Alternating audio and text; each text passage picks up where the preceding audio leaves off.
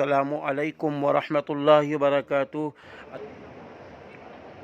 محترم حضرات، ماؤں اور بہنوں، یہ محفل نکاح کی محفل ہے۔ نکاح کے لفظی معنی یہ ہے ایک دوسرے میں ضم ہو جانا، ایک دوسرے سے مل جانا، اللہ کے نام پر ایک دوسرے خاندان کا مل جانا، اس کا نام نکاح ہے۔ نکاح حضرت محمد صلی اللہ علیہ وسلم نے فرمایا میری سنت ہے، النکاح من سنتی، نکاح میری سنت ہے۔ فمن رغب عن سنتی فلیس منی، او کما قال علیہ السلام، اور جس شخص نے میری سنت سے اعراض کیا وہ ہم میں سے نہیں۔ تو اس لیے نکاح رسول اللہ صلی اللہ علیہ وسلم کی سنت ہے۔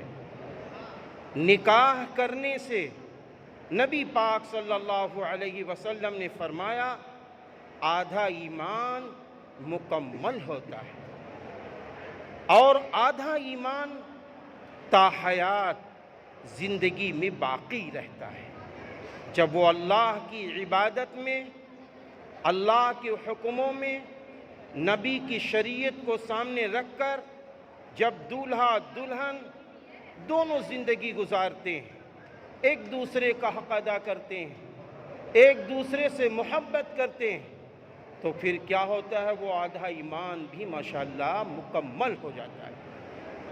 فرمایا رسول اللہ صلی اللہ علیہ وسلم نے کہ جس شوہر نے اللہ کے لیے اپنی بیوی سے محبت کی، اور جس بیوی نے اپنے شوہر سے محبت کی، تو اللہ ایسے جوڑے سے بہت خوش ہوتا ہے، اللہ بہت خوش ہوتا ہے۔ اور میرے بھائیوں، میری بہنوں، نماز وقتی عبادت، 15 منٹ ہم نماز میں لگائیں، یہ 15 منٹ کی عبادت ہے۔ ہم 1 ماہ روزہ رکھیں، یہ 1 ماہ کی عبادت ہے۔ ہم 5 دن میں حج کریں، یہ 5 دن کی عبادت ہے۔ لیکن یہ بات یاد رکھنا، نکاح امام اعظم ابو حنیفہ رحمہ اللہ کے نزدیک یوں ہے، آپ نے فرمایا جہاں نکاح ہوتا ہے تا حیات یہ نکاح عبادت میں شمار ہو جاتا ہے۔ نکاح پوری زندگی کی عبادت ہے، نکاح رسم نہیں ہے۔ نکاح ہی ایک ایسا لفظ ہے کہ جب اللہ تعالیٰ نے دنیا میں حضرت آدم علیہ السلام کو بھیجا ہے اور حضرت حوا علیہ السلام کو بھیجا ہے، ہماری اور آپ کی امی اور ابا جان جب دنیا میں تشریف لائے ہیں، تو آپ نے بھی آنے کے بعد سب سے پہلا جو کام کیا تھا وہ نکاح تھا، وہ نکاح تھا۔ اس لیے میرے بھائیوں، نکاح میرے اللہ کو بہت پسند ہے، اس کے ذریعے سے نسلیں بڑھتی ہیں۔ لیکن نکاح میں کیا ضروری ہے؟ غور سے سننا، نکاح میں 6 چیزیں ضروری ہیں، جس میں سے 2 فرض ہیں، 1 واجب ہے اور 3 سنتیں۔ نکاح میں 2 فرض ہیں، 1 واجب ہے اور 3 سنتیں۔ 2 فرض کون کون سے ہیں؟ نمبر 1 ایجاب و قبول کا ہونا، نمبر 1 ایجاب و قبول کا ہونا۔ ایجاب کہتے ہیں دلہن کے پاس ولی صاحب یا بھائی صاحب یا وکیل صاحب اجازت لیتے ہیں، اس کا نام ایجاب ہے، اس کا نام ایجاب ہے۔ لڑکی کہتی ہے لفظ جی میں پوری زندگی شوہر کے حوالے ہو جاتی ہے۔ آپ غور کیجئے، یعنی لڑکی اپنی لفظ جی میں دل سے یہ کہتی ہے کہ اے اللہ، میں تیرے حکموں پر چلوں گی، اپنے شوہر کی فرما برداری کروں گی۔ اپنے شوہر کے حکموں پر چلوں گی اور جو حق ہے وہ ادا کروں گی، لفظ جی میں یہ داخل ہے۔ اور اسی طرح ایجاب کے بعد قبول ہوتا ہے، جو انشاءاللہ ابھی دولہا صاحب اسی اجازت کو کہیں گے، میں نے ان کو اپنی زندگی میں قبول کیا۔ کس بات کو قبول کیا؟ کہ اے اللہ، میں تیرے سامنے کہتا ہوں کہ میں نے ان کو اپنی زندگی میں قبول کیا ہے، میں ان کے نان و نفقہ کا خیال رکھوں گا، میں ان کے رہن سہن کا خیال رکھوں گا، میں ان کا احترام بھی کروں گا اور اسلام کی روشنی میں ان کا حق بھی ادا کروں گا۔ جب یہ دونوں ایجاب و قبول ہوتے ہیں تو ایسے موقع پر پھر کیا ہوتا ہے؟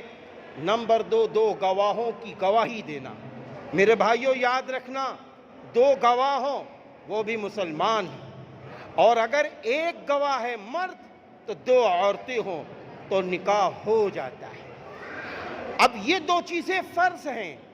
اب تیسرا نمبر آتا ہے جس کو واجب کہتے ہیں، وہ کیا ہے؟ مہر۔ وہ کیا ہے؟ مہر۔ اللہ تعالیٰ نے قرآن کریم میں فرمایا ہے، اور اسی طرح حضرت محمد عربی صلی اللہ علیہ وسلم نے فرمایا کہ جب تم کسی کی بیٹی سے نکاح کرو تو جو مہر طے کر لو، خوشی خوشی مہر ادا کرو۔ مہر کیا ہے؟ یہ مہر کیوں دیا جاتا ہے؟ یہ مہر اس لیے دیا جاتا ہے کہ دلہن جب دلہا کے پاس آتی ہے، اس کو جب مہر مل جاتا ہے تو اب یہ دلہن دولہا کے لیے زندگی بھر کے لیے خوشیوں کے لیے حلال ہو جاتی ہے۔ اس کا نام مہر ہے، اس کا نام مہر ہے۔ پھر چوتھی بات آتی ہے، وہ سنت ہے۔ وہ کیا ہے؟ خطبے کا پڑھنا۔ ابھی جو انشاءاللہ میں پڑھوں گا اور ایک بار پڑھ بھی چکا ہوں ماشاءاللہ، اس کا نام خطبہ ہے۔ خطبہ کا پڑھنا سنت ہے اور خطبے کا سننا واجب ہے، واجب ہے۔ اب خطبہ ہو گیا، خطبے کے بعد حضور صلی اللہ علیہ وسلم کیا فرماتے تھے؟ چھہارے ہوتے تھے۔ کچھ چھہارے ایسے لیتے تھے اور بڑے تہذیب کے ساتھ کچھ چھہارے اوپر اڑا دیتے تھے، لٹا دیتے تھے۔ چھہاروں کی بے ادبی نہ ہو اور لٹا بھی دیے جائیں، یہ عمل سنت ہے، یہ عمل سنت ہے۔ اور تیسرا سنت والا عمل یہ ہے کہ نکاح کے بعد شوہر بیوی جہاں تنہائی پا جائیں تو اسلام کہتا ہے شوہر صاحب، دولہا صاحب، اب آپ کیا کیجئے؟ اب آپ ولیمہ کیجئے۔ ولیمے کی دعوت کو قبول کرنا بھی سنت ہے، ولیمے میں جانا بھی سنت ہے۔ میرے بھائیوں، ہمیں آپ کو یہاں کیوں جمع کیا جاتا ہے؟ ہمیں آپ کو اس لیے جمع کیا جاتا ہے کہ فلاں صاحب کے بیٹے فلاں صاحب کی بیٹی سے منسوب ہو چکے ہیں، یعنی واصف بھائی کی بیٹی اب آپ کے ساتھ میں اٹھ سکتی ہے، بیٹھ سکتی ہے، آ جا سکتی ہے۔ اب دونوں کو آزادی کا حق حاصل ہے۔ اسی لیے کیا ہوتا ہے؟ آپ کو ہم کو بلایا جاتا ہے، دوسرے ہمیں آپ کو اس لیے بھی بلایا جاتا ہے کہ اے لوگوں، آج دلہن نے اجازت دے دی ہے، دلہا قبول کر رہے ہیں۔ دلہا کو یہ نہیں معلوم کہ دلہن کے مقدر میں کیا ہے، اور دلہن کو یہ نہیں معلوم کہ دلہا کے مقدر میں کیا ہے۔ اب آج یہ دونوں آپ کی دعاؤں کے مستحق ہیں۔ اے میری ماں اور بہنوں، آپ سے بھی کہتا ہوں، اپنے بھائیوں سے بھی کہتا ہوں، جیسے ہی نکاح ہو جائے فوراً اللہ سے دعا کرنا، اے اللہ ہماری سمیہ بہن کی جو بیٹی کا نکاح ہو رہا ہے، رب کریم ہمارے بھائی ہارون صاحب کے بیٹے کا جو نکاح ہو رہا ہے، حارث ہارون صاحب، ان دونوں کے ایجاب و قبول کو قبول فرما لیجئے اور اللہ مدد فرما دیجئے۔ اور جو منور رانا صاحب کی پوتی کا عقد ہو رہا ہے، اسے قبول فرما لیجئے۔ ہمیں اللہ سے کہنا ہے، آج نکاح کے موقع پر دعائیں قبول ہوتی ہیں۔ وآخر دعوانا ان الحمدللہ رب